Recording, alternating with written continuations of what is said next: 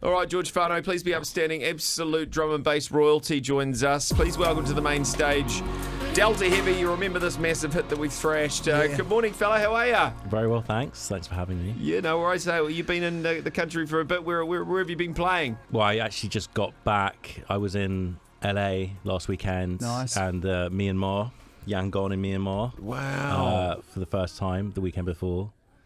So I'm just back for a few days. Nice. See my girlfriend and our new puppy, and then I'm off to Vancouver on Friday. Oh, Vancouver's a cool spot. You've been Vancouver, there. Toronto, and then I've got a bunch of North American shows over the next few weeks. Oh, Okay, well, I wow. loved your little Busy. dog, Pickle. Pickle's a lovely little dog. What breed's Pickle?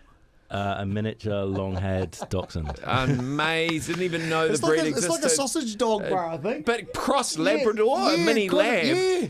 Just really special. I love that. Oh my goodness. It's quite on trend. I saw on two of my peers, Metric and Graphics, we bumped Yeah. into them as they were leaving the festival in California on Saturday, and they both got puppies as well. So we were Oh, that's instead of cool. trading dubs, we're trading puppy videos. Yeah, Oh, that's nice. so cool, isn't Nice, it? Everyone's nice. kind of that kind of stage of their lives. They want to settle down and have a puppy. Mate, you're going to have to write a tune about dogs soon. Yeah, that's it.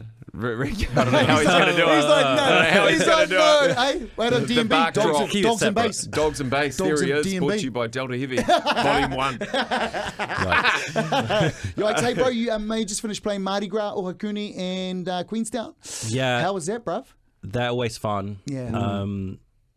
It's just nice, I generally us UK DJs would come over during the summer and do the New Year's Eve run. So playing a winter setting is always nice, and you know Queenstown's obviously The Mecca.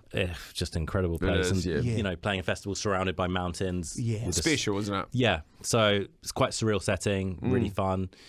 Obviously, the Kiwi crowds don't really mind a bit of mud and Getting a bit of grit into it, frosty eh? temperatures. Oh, yeah. A bit like the UK, so everyone gets into it. Yeah, super fun shows. Is New Zealand still regarded through the drum and bass world as kind of the top three places that love drum and bass? Do you still think we're up there? Very much so. Wow. Still top three, if not, number one. Whoa. Jeez. Yeah, it's nice. still Whoa. it's still the hot Yeah. spot. Shit, that's awesome. Yeah. Little old New Zealand, Sure, eh? well, this is the thing. I thought it might have caught on. Same. The thing that has been catching on everywhere else. In that America. we might have dropped down a few spots. I mean, obviously, it's just a novelty that it is now finally catching on in America. I've been playing in America for 12 years now and done the whole journey of playing to 20 people, playing a bunch of dubstep shows, and people are standing there either looking very confused or almost annoyed that like what are you doing here? Like just death staring me. Yeah, And I'm like, oh god, this is awkward. Yeah. And then people would always ask me, like, oh, how's DNB at this festival, mate? Kind of like, poor you. Yeah. And it was always a bit of a in joke. Yeah. A bit like patronising.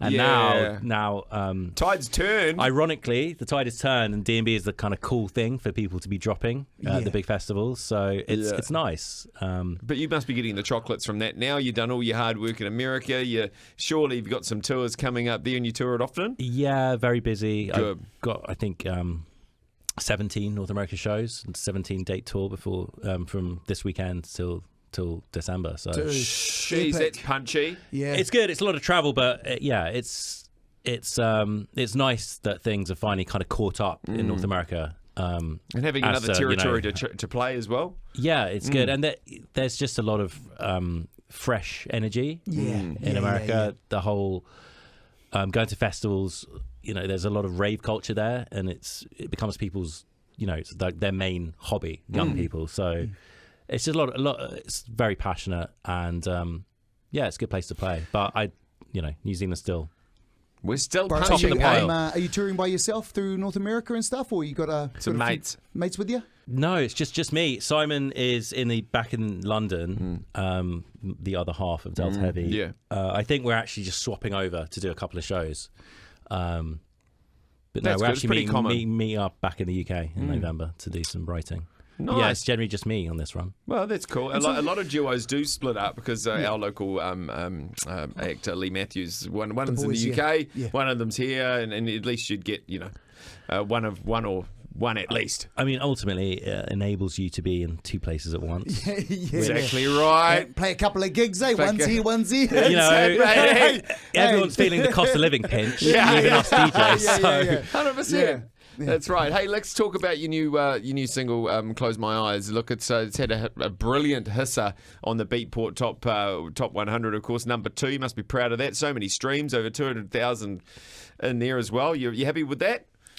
Yeah. So that single, Vandal, which came out a month ago, it was our first release after we had about 18 months off after we put out our third album last year ago now. Well, yeah, 40 months ago.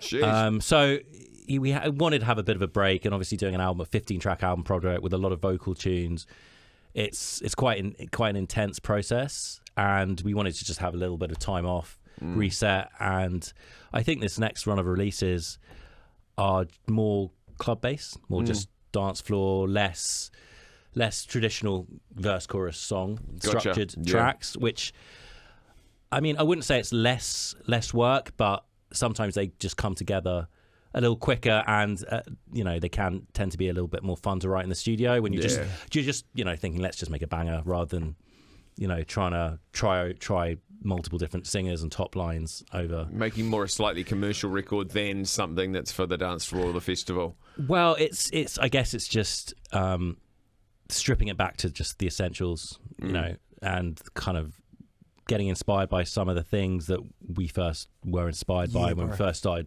like playing out. And it's just fun sometimes to just get into the studio with no other intention, just be like, let's just have some fun. We listen to a lot of other genres in dance music for inspiration. So Close My Eyes.